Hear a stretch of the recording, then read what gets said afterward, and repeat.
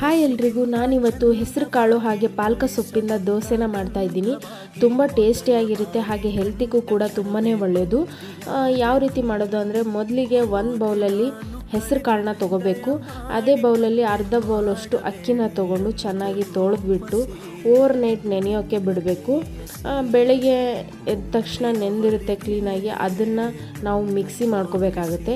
ಎರಡನ್ನೂ ಸೇರಿ ಮಿಕ್ಸಿ ಜಾರ್ಗೆ ಹಾಕಿ ಅದಕ್ಕೆ ಖಾರಕ್ಕೆ ಎಷ್ಟು ಖಾರ ಬೇಕೋ ಅಷ್ಟು ಹಸಿಮೆಣಸಿನ್ಕಾಯಿ ಹಾಗೆ ಶುಂಠಿ, ಬೆಳ್ಳುಳ್ಳಿ, ಜೀರಿಗೆ ಎಲ್ಲನೂ ಹಾಕಿಬಿಟ್ಟು ಚೆನ್ನಾಗಿ ರುಬ್ಬಬೇಕು.